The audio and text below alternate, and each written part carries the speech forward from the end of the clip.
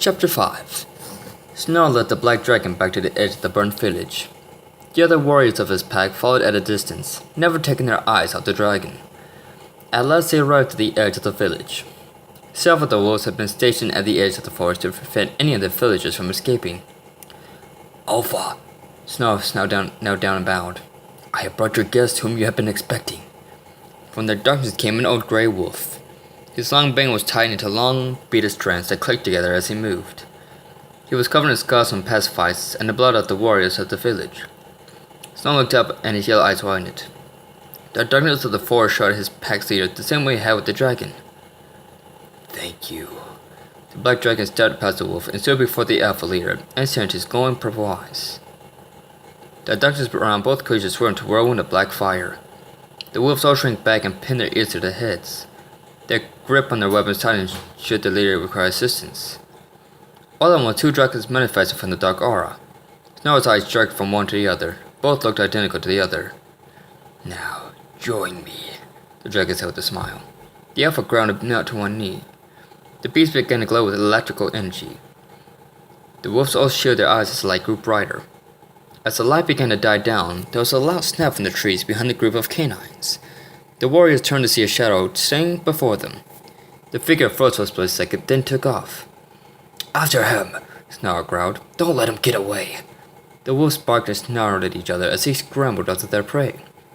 Snarl turned back to the dragon and the alpha to see only the dragon stood there with the cloud darkness floating at his feet. Alpha?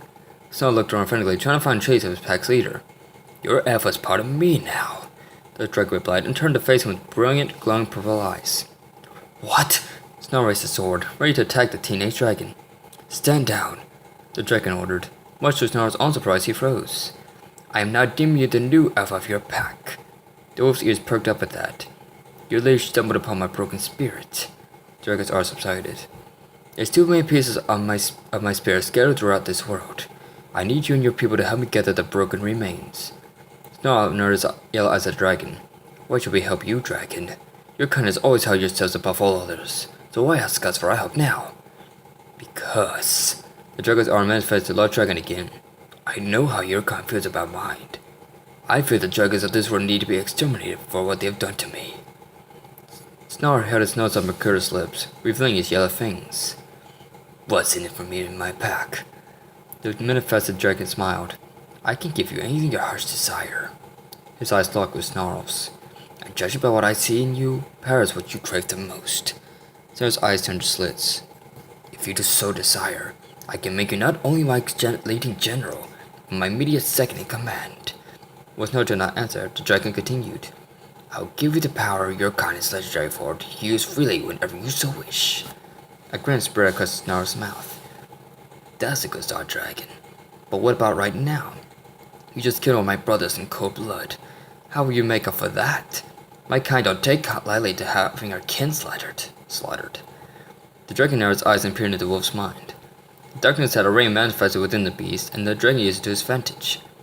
It was not me who took your friend's life. I meant him no harm. He left me no choice right from the beginning. Snarl looked down at the ground and clenched his fists so tightly around his weapon that the hammer shattered, causing splinters to puncture his skin. But if you insist on taking revenge for a dead comrade, how about you accept your revenge on the ones who caused all your misfortunes? Snarl looked up at the dragon. For starters, the dragon pressed it close to his chin, pretending to think.